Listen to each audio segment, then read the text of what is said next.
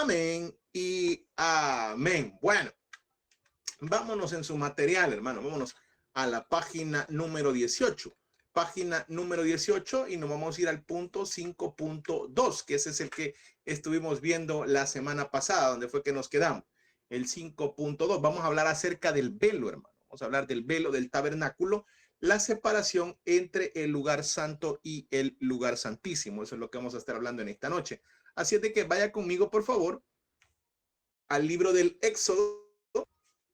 Éxodo capítulo 26, versículos del 31 en adelante.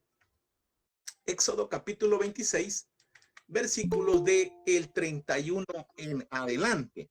Vamos a hablar en esta noche, hermano. Vamos a ver qué nos dice la palabra con respecto a cómo debía de ser el velo, hermano. El velo que separaba los dos lugares santos, tanto el lugar santo como el lugar santísimo. Ya vimos el atrio, hermano, ya vimos los dos utensilios que estaban en el atrio, que son el altar de las ofrendas y también el lavacro. Luego pasamos ya por el lugar santo. Ahí encontramos el candelabro o menorá y también encontramos la mesa de los panes, y el altar de incienso.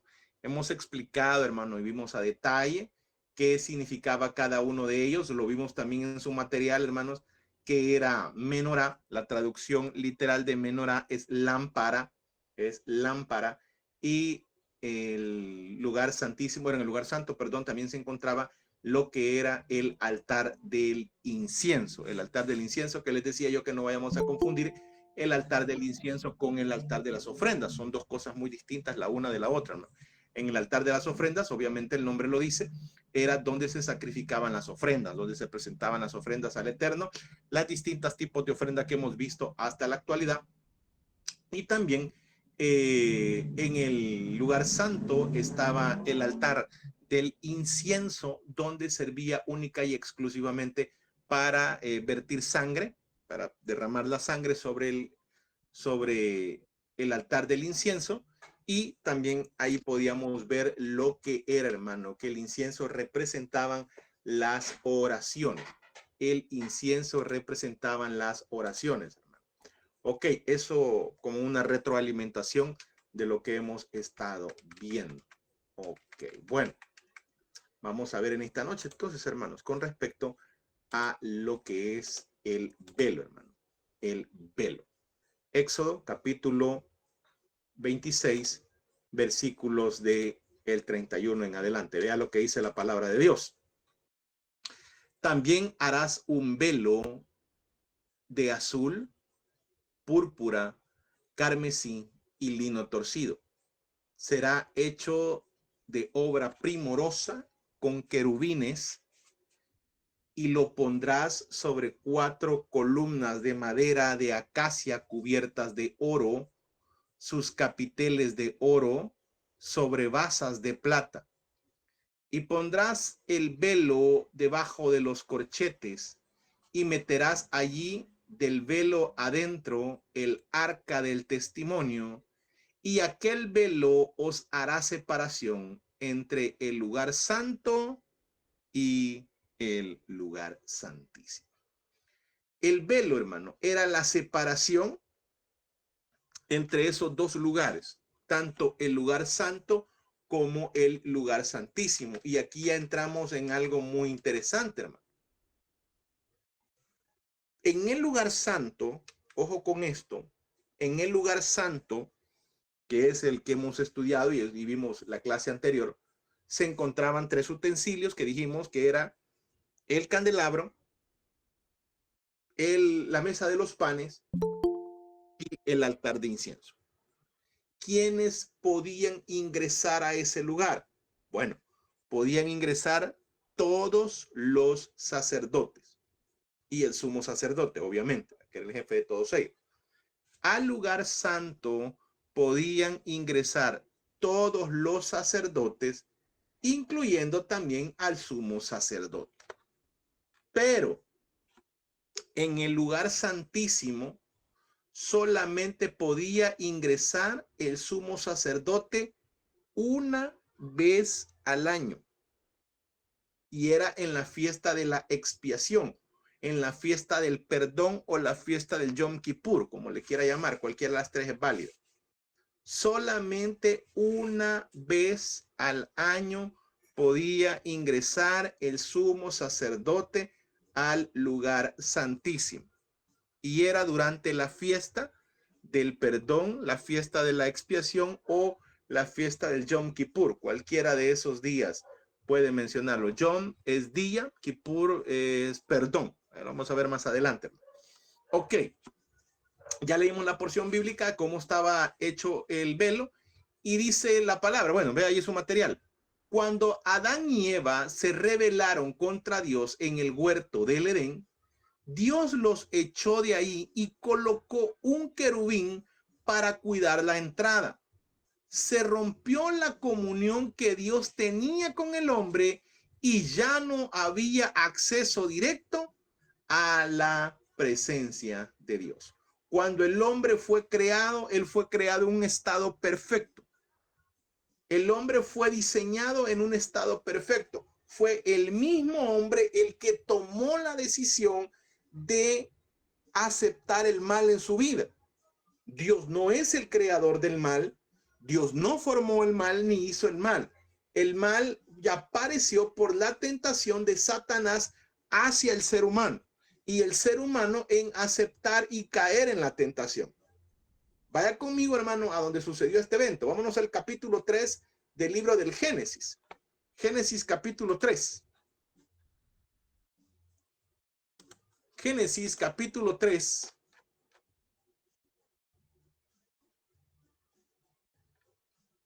Génesis capítulo 3.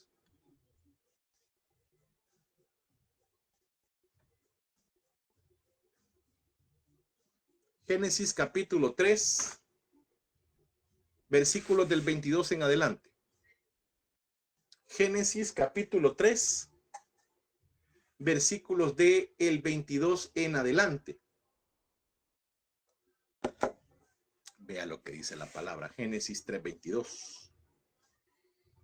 Y dijo Jehová Dios: he aquí el hombre es como uno de nosotros, sabiendo el bien y el mal. Ojo, sabiendo el bien y el mal. Ahora pues, no alargue su mano y tome del árbol de la vida y coma y viva para siempre. Y lo sacó del huerto del Edén para que labrase la tierra,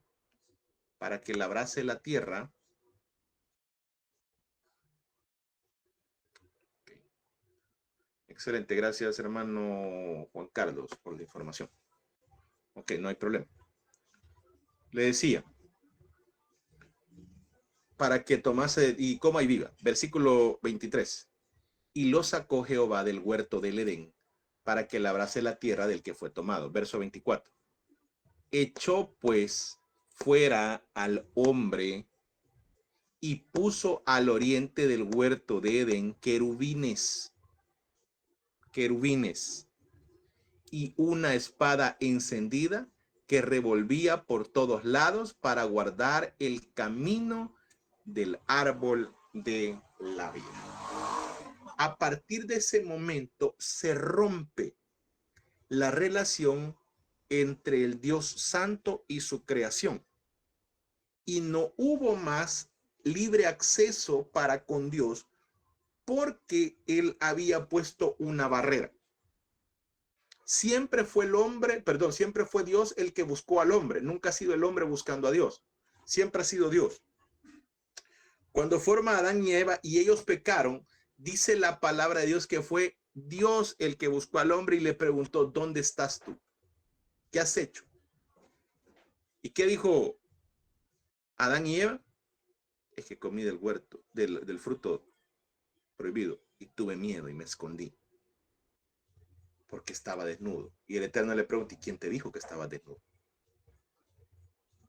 Mire, a partir de ese momento, hermano, se rompe el vínculo de relación que había entre el hombre y Dios. Aquella relación perfecta, hermano.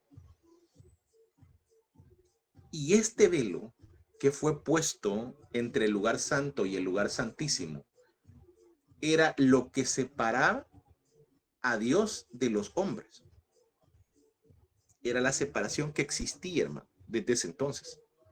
Dios siempre estuvo separado del ser humano, a pesar de que se revelaba, a pesar de que hablaba, a pesar de que se manifestaba, pero siempre había una separación. No volvió a ser lo mismo que allá en el Génesis.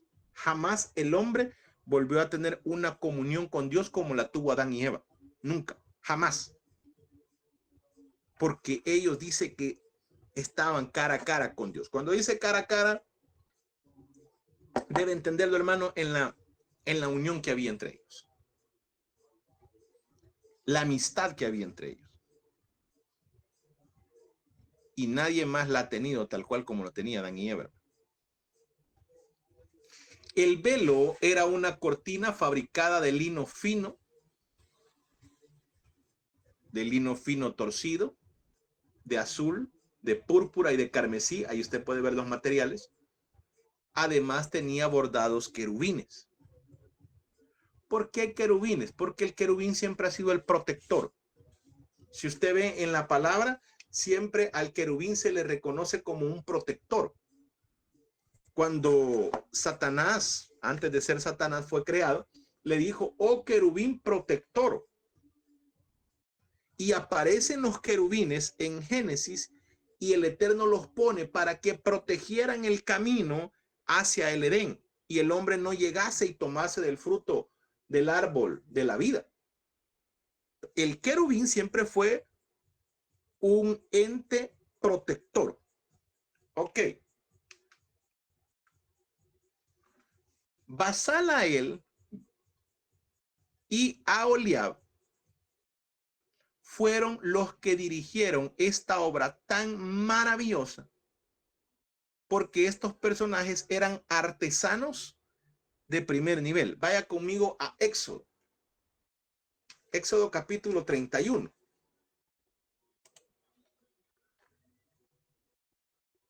Éxodo capítulo 31.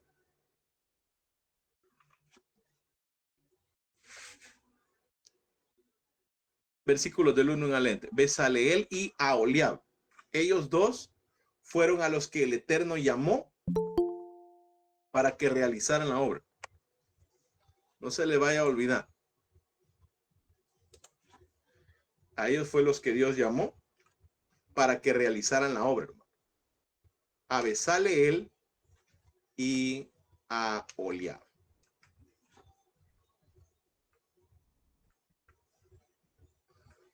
Éxodo capítulo 31, versículos del 1 en adelante. Habló Jehová a Moisés diciendo, mira, yo he nombrado a Besaleel, hijo de Uri, hijo de Ur, hijo de la tribu de Judá. Oh, vea dónde era. Y lo he llenado del Espíritu de Dios en sabiduría y en inteligencia, en ciencia y en todo arte, para inventar diseños, para trabajar en oro, en plata y en bronce, y en artificio de piedras para engastarlas, y en artificio de madera para trabajar en toda clase de labor. Y he aquí que yo he puesto en él a Aholiab, hijo de Ahisamaca, de la tribu de Dan, y he puesto sabiduría en el ánimo de todo sabio de corazón para que hagan todo lo que he mandado.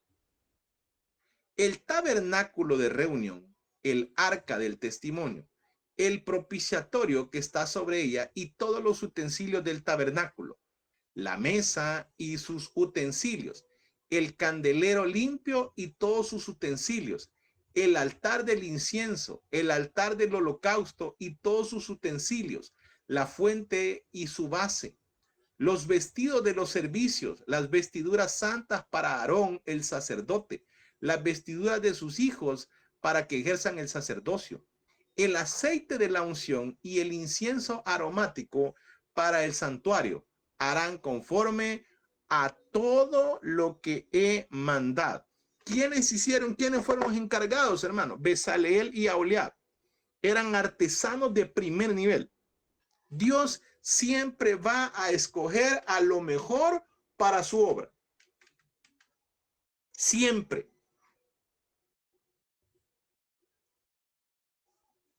Se lo voy a repetir. Y si usted lo puede repetir sin encender el micrófono, hermano, porque le tengo una noticia a usted en esta noche. Dios siempre va a escoger lo mejor. Quiere decir que si lo escogió a usted, escogió lo mejor. Usted no es cualquier cosa.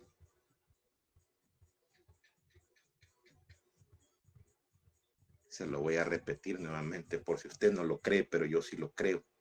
Y lo creo de usted. Dios siempre va a escoger a lo mejor. Y si lo escogió a usted, es porque Él vio en usted características que quizás ni usted las conoce. Si usted hasta ahorita, hermano, se está preguntando, si usted se hace esa pregunta a estas alturas del partido, hermano, y yo soy llamado, hermano, y cree que Dios me llamó a mí. Mire, si tiene una Biblia de estudio, agárrela y péguese 2 toques en la cabeza para que entienda que sí. Dios lo llamó a usted. ¿Es normal que dudemos en el camino? Sí, pero está bien 1 o 2 veces, hermano. Pero que a estas alturas usted me venga a decir, es que yo no sé si Dios me ha llamado. Fíjese. Es que yo no sé, viera que desde que me metí al seminario todo me va mal. ¿Y qué esperaba? Que le fuera color de rosa. Se equivocó. Si usted esperaba que todo le fuera color de rosa, se equivocó, mi estimado. Y si no se lo habían dicho, pues yo se lo cuento en esta noche. Tampoco, hermano, creo en la teología, porque tampoco es cierto. No creo en la teología del miedo, ni decir tampoco la teología trágica. Vaya, hermano, hoy que se metió a las cosas de Dios, prepárese, porque solo le va a tocar sufrir. Mentira tampoco, eso no es cierto. Así como vamos a pasar por cosas difíciles, así también Dios va a bendecir nuestras vidas. Todo es equilibrio. Todo es equilibrio, hermano. Y Dios no le va a poner a usted algo que usted no necesite. Le voy a poner un ejemplo. Dios escogió lo mejor. Ok, amén. Pero hay cosas de usted que a Dios no le sirven. Yo no sé si usted ha hecho alguna vez limpieza en su casa y supongo que sí. Y usted siempre que hace limpieza, siempre hace botazón de cosas. Siempre. Nosotros acá en El Salvador, hermano, a las cosas que muchas veces no las necesitamos, le llamamos chunches. Así le decimos nosotros, chunches. Cuando nosotros hacemos limpieza en nuestra casa, siempre botamos chunches. Por más limpieza que hagamos, siempre botamos algo. Siempre. Y hay cosas que no las queremos botar. Hay cosas que nos apegamos a ella. Hay cierta ropa que no nos queremos deshacer de ella. Peor con la que nos sentimos cómodos en casa, hermano. Que pareciera que la han balaseado toda la camisa a un grande hoyo. Pero usted con esa se siente feliz, hermano. Se siente cómodo. Hay ropa con la que usted se siente cómodo en casa y relajado. Pero hay cosas que usted no las necesita. Cuando Dios lo llamó a usted, lo llamó con el paquete entero, pero a medida que Él quiera, va a ir eliminando cosas de usted, de su vida. Y Él sabe cómo se las va a ir quitando. Él sabe qué proceso necesita usted para cambiar ciertas cosas. ¿Se lo está diciendo a alguien, hermano? No, a nivel latinoamericano. Nos gusta, hermano. Nos gusta la ropa como que nos han metido balazos, hermano. Mire, vea qué interesante. A medida que nosotros, Dios nos llama, nos va quitando cosas. Lo está diciendo alguien, hermano, que hace, ¿qué? 25 años se creía el dueño del mundo, hermano. Soberbio hasta decir ya no. Soberbio de decir, ¿y vos qué me vas a decir a mí? ¿Qué me vas a enseñar vos a mí?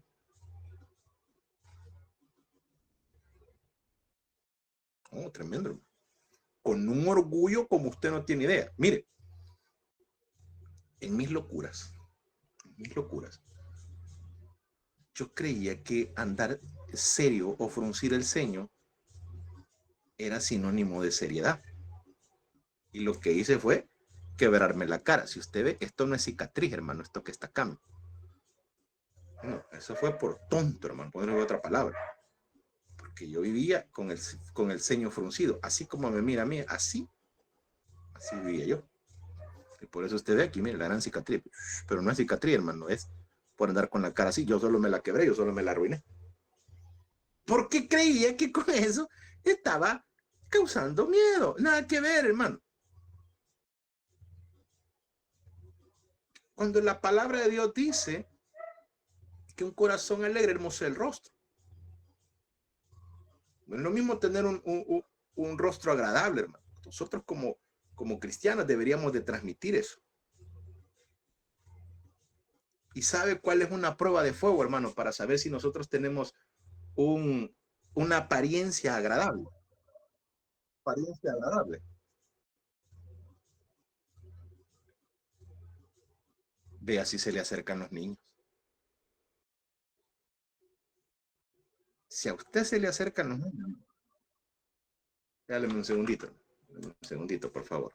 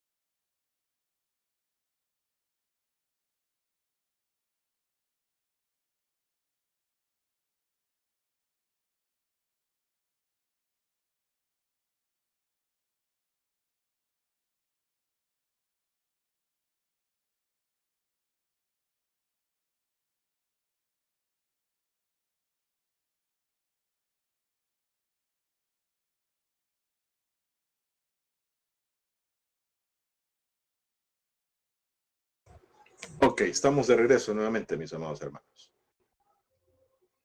Le decía de que Dios nos va a ir quitando aquello que no le sirve. Así es de que no se preocupe.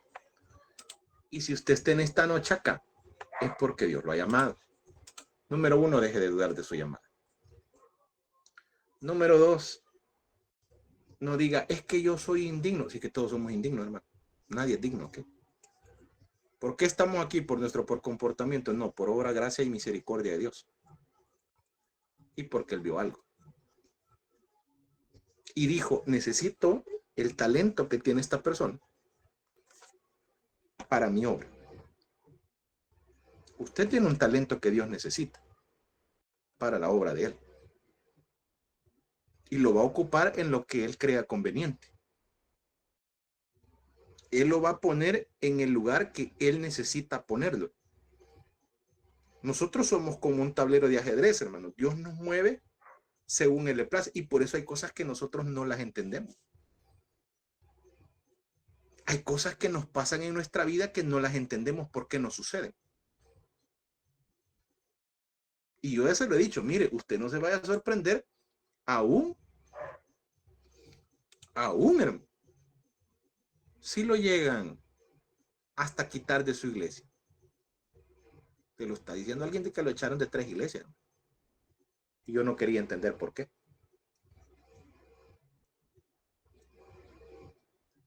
Porque yo no quería asumir el rol de pastor. Yo había estudiado, me había preparado, pero en mi mente decía, no quiero ser pastor. Pero como no es lo que yo digo, sino lo que Dios dice. Me echaron de uno. Yo era líder de jóvenes. No me quería meter en otro rollo. Yo decía, no, ser pastor, esa cosa no es para mí. Puedo colaborarles, puedo ayudarles, pero esa responsabilidad no la quiero yo.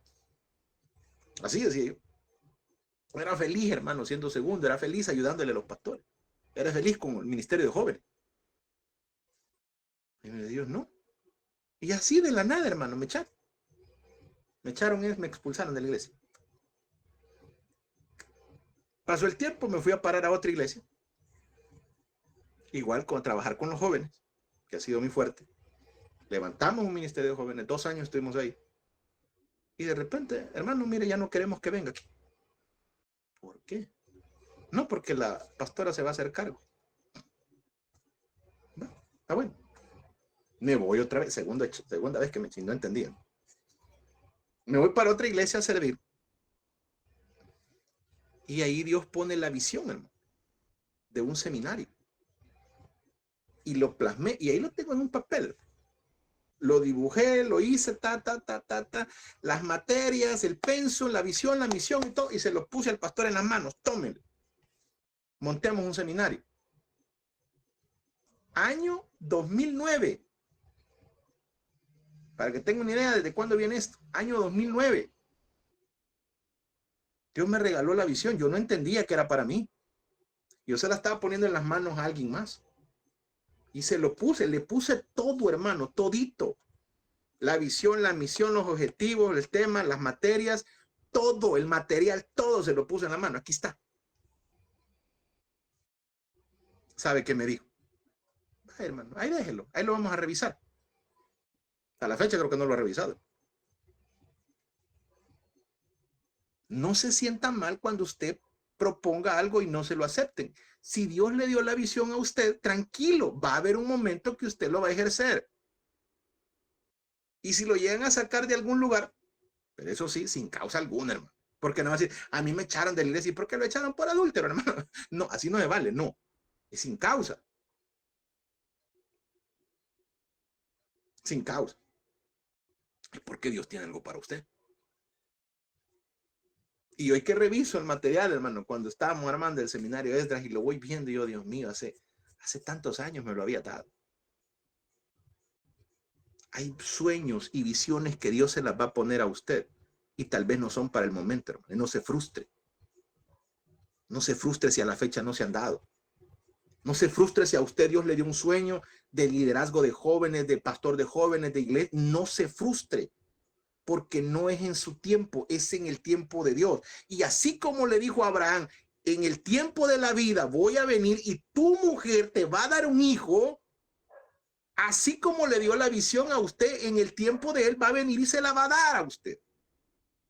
Que no se preocupe, el tiempo suyo no es el tiempo de Dios. Tranquilo. Si lo puso a estudiar acá, es por algo. Y algo que le puedo garantizar es que Dios escoge solo lo mejor. Y si lo escogió a usted, es porque usted es lo mejor. Deje de sentirse, deje de andarse martirizando. No, es que yo no sirvo, es que mire, Dios a saber. No, ya estuvo, hermano. Deje eso atrás. Deje de conmiserarse. Yo estoy aquí porque Dios me llamó, punto. Para algo me llamó. Y los planes de Él no son los míos. ¿Cuáles son? No sé. Pero para algo me llamó. Así debería hablar usted. Con convicción. Con convicción que Dios lo llamó. Ah, es que yo soy indigno. ¿Y quién es digno? Pues nadie. Señor, aquí estoy, heme a mí, envíame a mí. Este soy yo. Cuando el Eterno llamó a Moisés, ¿qué le preguntó? ¿Qué tenés en la mano? Una vara. Ok, con la vara nos vamos. Con la vara vamos a ir a hacer maravillas. No te preocupes, Moisés.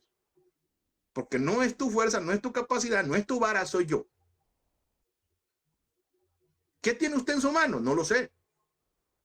Su habilidad, su conocimiento, su astucia, su creatividad, ese don que Dios le ha puesto a usted. Eso es lo que Dios va a ocupar. Yo le digo a Moisés que tienes una vara. Ok, vámonos, con la vara vamos a ir a hacer cosas. Con la vara vamos a ir a hacer maravillas, Moisés. No te preocupes. Y se fue a enfrentar con el hombre, llamémosle así, el hombre más poderoso del mundo conocido en ese momento. Una vara. ¿Qué tiene usted en su mano? Ah, no, yo tengo conocimiento en esto. Ok, Dios lo va a ocupar en eso quizás. No, mire que yo soy bueno hablando. Pues Dios lo va a poner en algo, hermano. ¿En qué? No sé. Dios escogió a estos dos hombres, Bezaleel y Aholiab. ¿En qué son buenos? Son artesanos. Ok, llámamelos, Moisés, porque esto lo voy a ocupar para que decoren. Moisés no lo hizo todo. Moisés no lo hizo todo. Mire, ¿quiere saber un pastor que no sirve? Un pastor todólogo que cree que él todo lo hace. Él predica, él dirige, él da la ofrenda. Eso no sirve, hermano. El buen líder es el que sabe delegar. Y el día que usted llegue a ser pastor o Dios lo ponga en algo, sepa delegar. Y no solo usted solo se va a estar matando. Capacite, levante otro y mándelo. Moisés, sin saber, capacitó a Moisés. Moisés capacitó a Josué. Lo preparó, lo anduvo ahí, da tanto tiempo, tanto tiempo, tanto tiempo. Cuando Moisés murió, vaya, aquí está Josué, ya está listo. Josué no lo hizo, por eso no quedó líder después de Josué. Usted tiene que discipular a alguien. Háblele, comparta las clases. Mire, lo que usted recibe, enséñale a alguien, hermano. Compártaselo a alguien. Mira, hoy aprendí algo, te lo quiero compartir.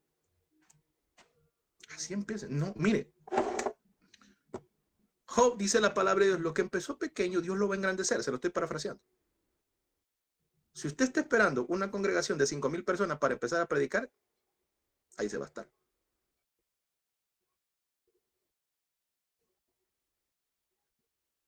Hay gente que me dice, qué bonito, usted cómo habla tanto tiempo. ¿Sabe cuánto duró mi primer sermón? 8 minutos.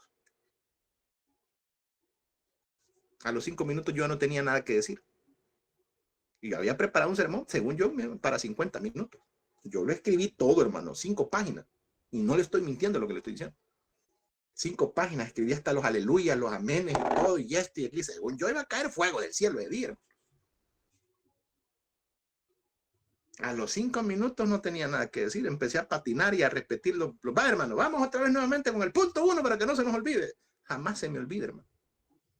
Jamás se me va a olvidar el versículo que yo ocupé para predicar. Nunca, porque para mí fue frustrante. Me bajé del púlpito y me fui molesto con el pastor porque él me había obligado. Yo no quería predicar. Y le dije, nunca en la vida me volvás a poner a predicar. Yo no sirvo para esto.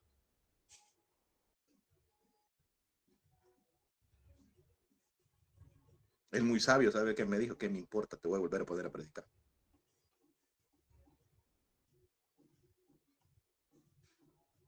Hermano, no se frustre. Y le digo, esto que le estoy hablando no lo tenía ni preparada en la clase. Pero mire, interesante. Dios llamó a Bezaleel y a Aholiab. Eran artesanos de primer nivel. Ustedes me van a funcionar. Veamos qué más. Capítulo 35, versículos del 30 al 35. Vaya conmigo, por favor.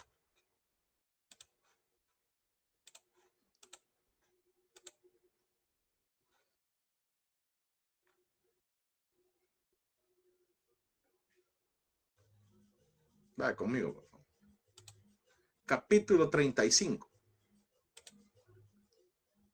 Versículos del 30 al 35.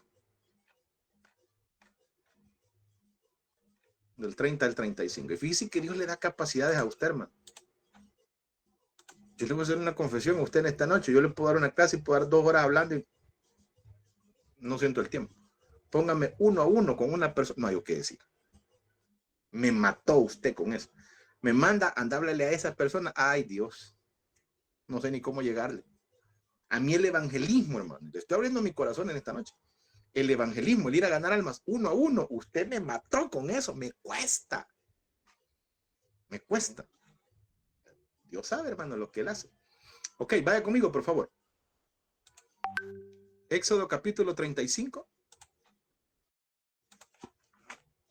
Versículos del 30 en adelante.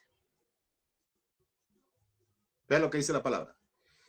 Y dijo Moisés a los hijos de Israel, mirad, Jehová ha nombrado a Besaleel, hijo de Uri, hijo de Ur, de la tribu de Judá, y lo ha llenado del Espíritu de Dios en sabiduría, en inteligencia, en ciencia y en todo arte, para proyectar diseños, para trabajar en oro, plata y en bronce, y en la talla de piedras de engaste y en obras de madera, para trabajar en toda labor ingeniosa. Y ha puesto en su corazón el que pueda enseñar, así él como a Oliab, hijos de Ahisamac de la tribu de Dan, y los ha llenado de sabiduría de corazón para que hagan toda obra de arte y de invención y de bordado en azul, púrpura, en carmesí, lino fino y de telar, para que hagan toda labor e inventen todo diseño. Pero me interesa esto, vea lo que dice. Y ha puesto en su corazón el que pueda enseñar. ¿Quiere aprender? Enseñe. ¿Quiere ser un buen teólogo? Empiece a enseñar, hombre. Agarre a alguien y dígale, por eso le digo, agarre a alguien y dígale, mira, te quiero compartir algo que yo aprendí. Sí, enseña, hermano.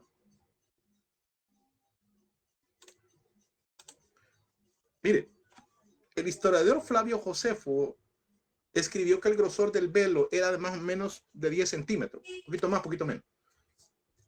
Si 2 caballos lo hubieran tirado de cada uno de lado, no hubiesen podido partirlo. Los querubines bordados en el velo eran una representación de protección de la santidad y la majestad del Eterno. Ellos cumplían la orden de Dios de ser protectores. Ahí en su material, hermanos, les dejo el literal A, B y C. Por favor, completarlo. Ahí se los dejo en la pantalla.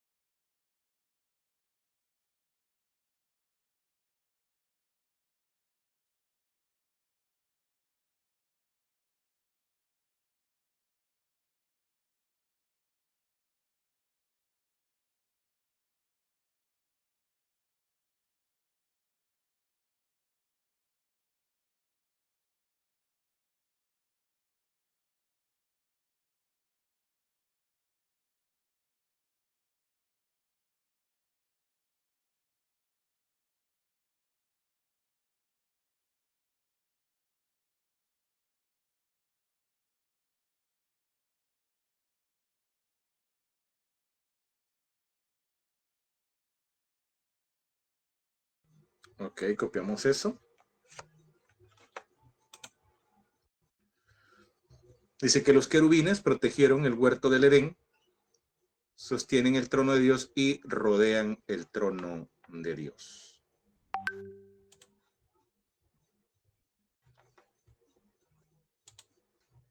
Copien eso, por favor.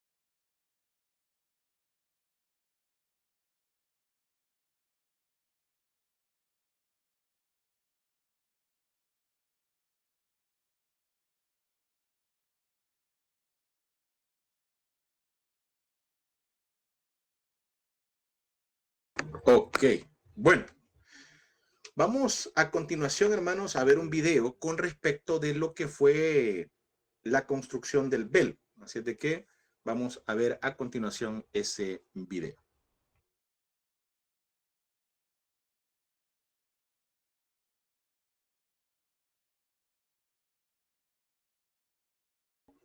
Ok.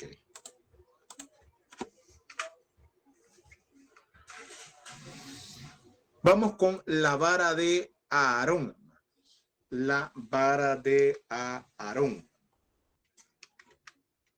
La vara de Aarón.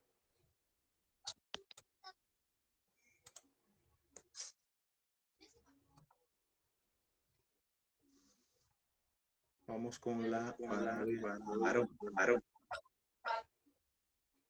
Ok, ahí está.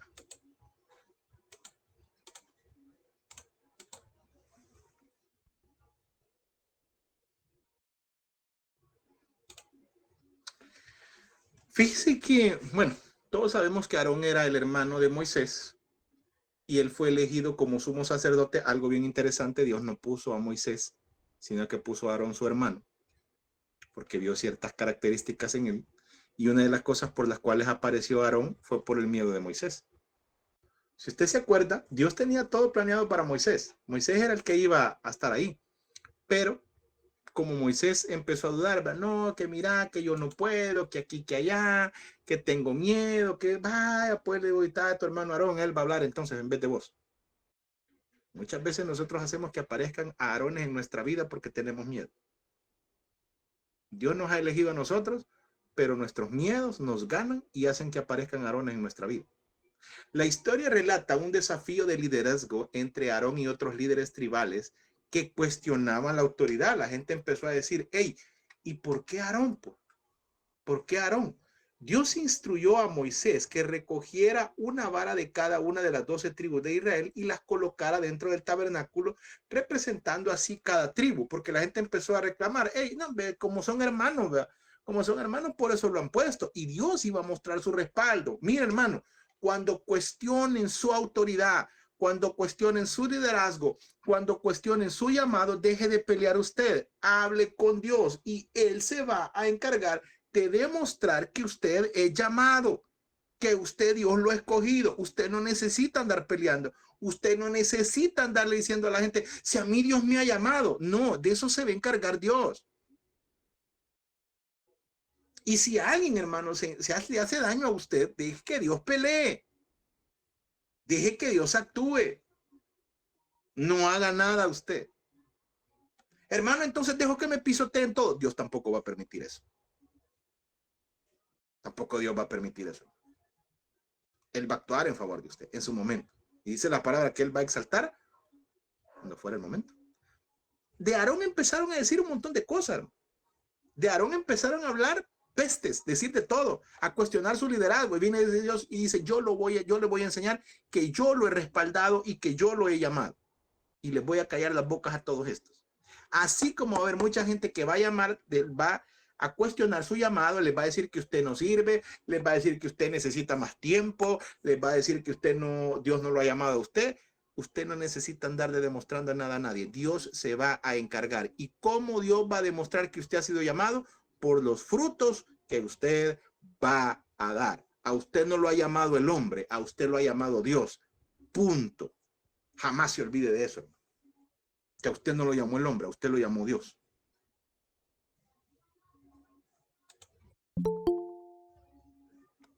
Y mire, veamos qué más podemos aprender de la vara de Aarón.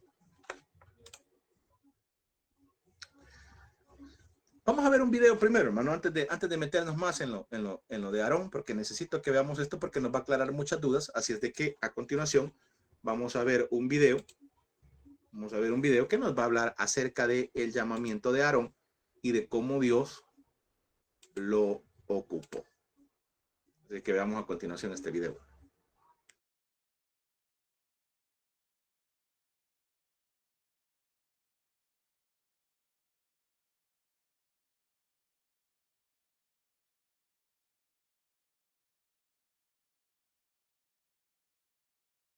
Era solo un palo, madera seca, probablemente de almendro, similar a otros 11.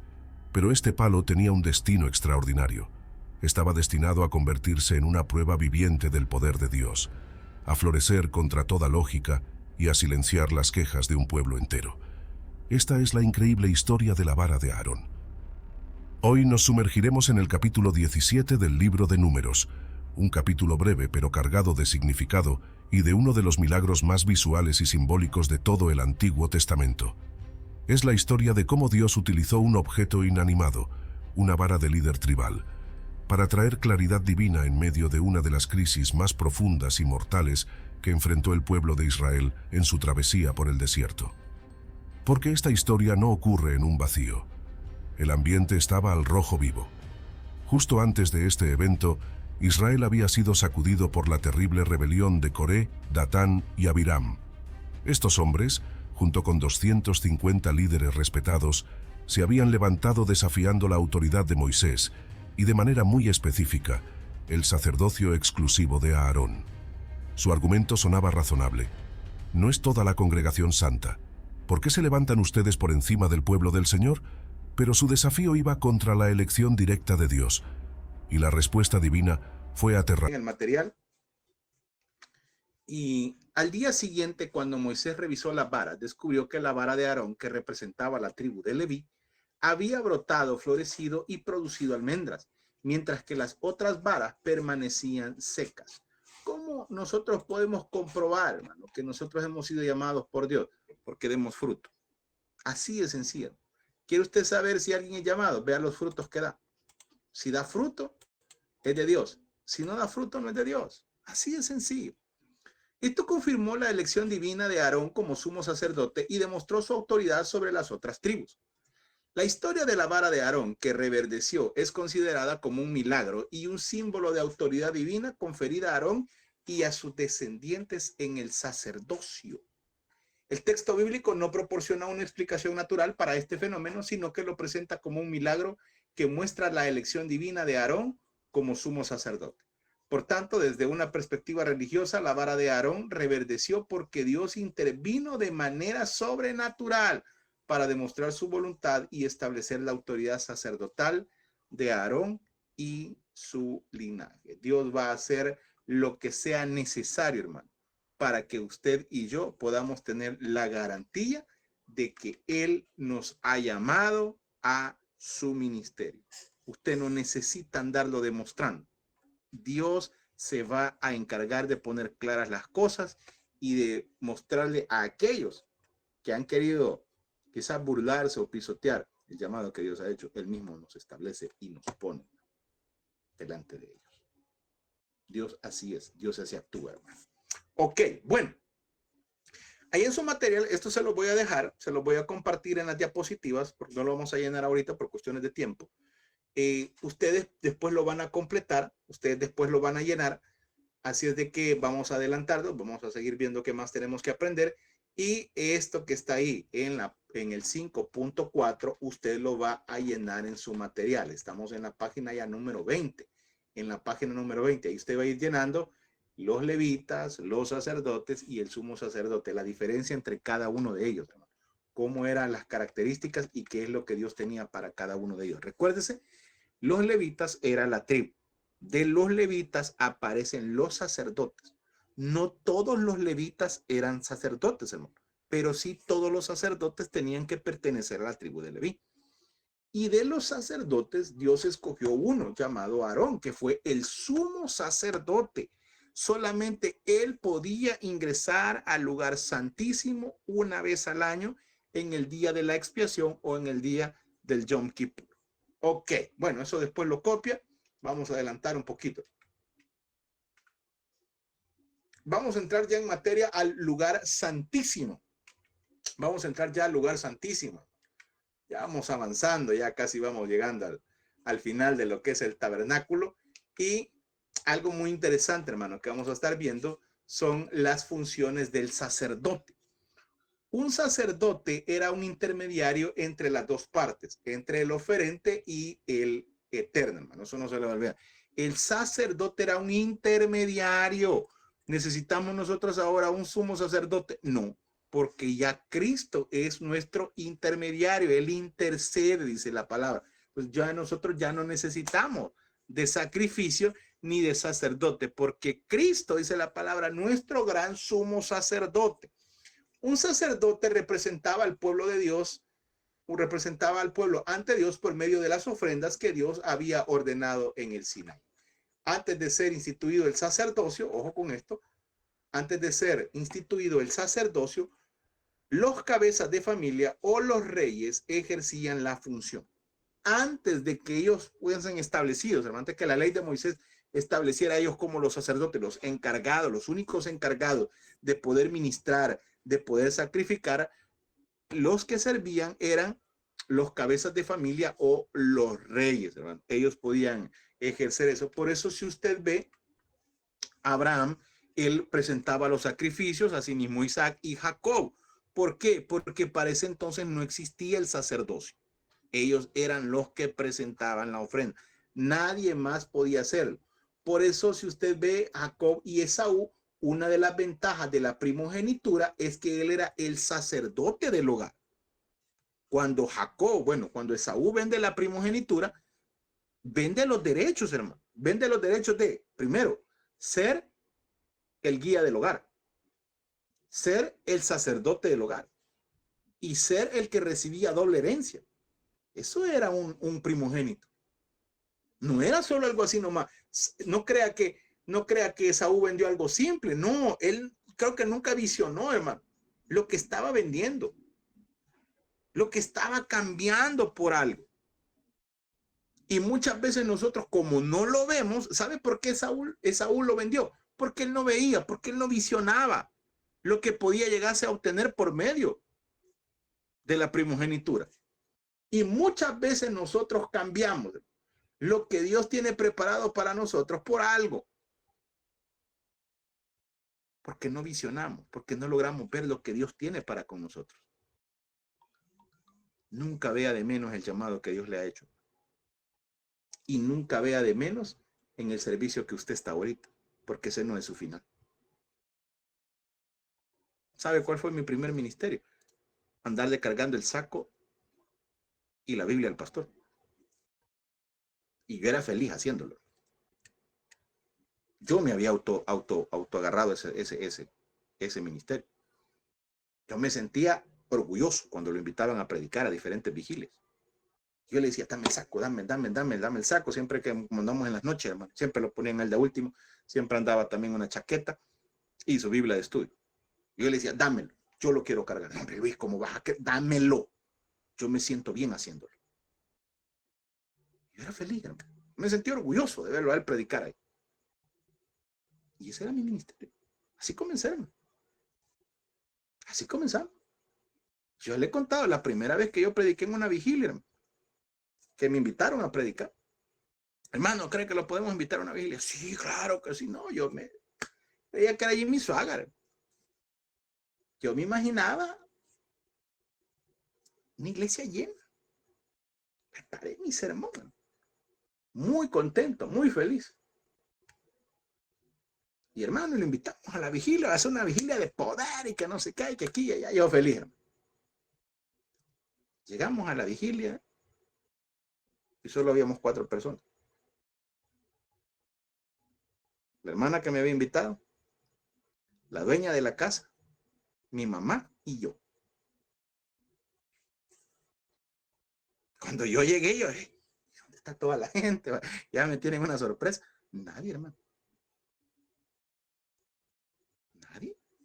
Y peor que, no peor, hermano, sino que era de una iglesia profética. Bueno, hermano, vamos a comenzar, vamos a orar.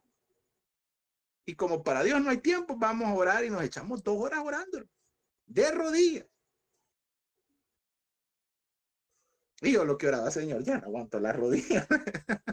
No, mire, a las 3 de la mañana me dieron el tiempo de predicar. Vaya, hoy vamos a escuchar la palabra. Hermano, ya a las 3 de la mañana. 3, señora. Se imaginará. 12 me durmieron en la predicación. Tremendo. Así fue como Dios nos llevó, hermano. Es algo que yo entendí, Señor, yo sé que no este es el final. Yo sé que son procesos que nos estás metiendo. Y así como hemos estado en esa vigilia de 2, 3 personas, así Dios nos ha llevado a lugares grandes también. Iglesias de ¿qué? 500 personas para arriba. Pero algo que aprendí es a disfrutar. No importa si hay 2 o 3 o miles. Disfrutar y predicar con pasión. Porque no lo está haciendo para el hombre. Lo está haciendo para Dios. Y si a usted donde lo han puesto solo hay 1 o 2, disfrútelo, hermano. Disfrútelo. Porque Dios no le puede confiar 100 si usted no sabe administrar 5. No le puede poner 40 si usted no sabe gobernar 2 o 3. Dios ha sido bueno con nosotros. Dios ha sido lindo con el seminario. En menos de 2 años tenemos casi 60 alumnos de diferentes países. Y eso es para la gloria de Dios. Y en su ministerio, en el que Dios lo ha puesto, así como Aarón, va a dar fruto. Aunque la gente lo quiera pisotear, aunque la gente lo quiera ver de menos, como Dios lo ha llamado a usted, usted va a dar fruto. Así de que no se preocupe, hermano. Bueno, por cuestiones de tiempo, hermano, nos vamos a quedar hasta acá. Vamos a quedar hasta acá. Gracias por acompañarnos, gracias por el esfuerzo, gracias por la dedicación. 1000 disculpas, hermano, 1000 disculpas por las notas las que pasamos. De verdad que yo solo, como lo estaba haciendo en la noche, hermano, solo lo copié, lo pegué y lo tiré. Y nadie me dijo nada, nadie me había dicho nada, no sé por qué. Mire, yo quiero que ustedes tengan la confianza, hermano. De verdad, se lo digo, ténganme la confianza. Si tengo cara de enojado, pero no voy enojado, hermano, no muerdo tampoco. Trato de ser amigable, trato de ser abierto, hermano. Entonces, de que cualquier cosa pregunten, hermano, no me voy a enojar nunca. Y aquí tengo gente que puede dar fe de eso, hermano. O sea, a veces a las 2, a veces a las 1 de la mañana, 12 de la mañana, me han escrito y si yo estoy despierto, trato de contestar, hermano. Entonces trato de estar ahí para poder responder. Lo más que puede pasar es que le voy a contestar hasta el día siguiente si no he visto el mensaje. Si estoy dormido, lo más que puedo hacer es contestarle de la manera más pronta posible y tratar de aclarar cada una de sus dudas. Así de que me llamó la atención, me dice la hermana, mire, pastor, yo me he hecho el examen y mi nota ya aparece. Ah, ¿en serio? Sí, y me voy a revisar, hermano. Y voy viendo todos, 8, 8, 8, y yo digo, mire, ¿cómo apareció esto acá? Si hubieron hermanos que sacaron 10, varios. Mire, no duden de sus notas también. Si usted está seguro que sacó 10, pregunte, mire, pastor, ¿qué pasó aquí? ¿Por qué me ha puesto 8? Pero yo jamás me voy a enojar, hermano, porque usted me pregunte, por el contrario, me va a ayudar. Porque si nadie me hubiese dicho nada, todos hubieran tenido 8, hermano. Y aunque usted se hubiera sacado 10, obviamente después hubiéramos visto la corrección, ¿verdad? Pero yo sé que muchos se frustraron al ver el 8, hermano, y dicen, no, hombre, si yo me había forzado por el 10, ¿y qué pasó? Vea? Así que no se preocupe, hermano. Si usted ve una nota que no le parece, que no le cuadra, veámosla, revisémosla. Para eso estamos, hermano. Para poderles ayudar, para poderles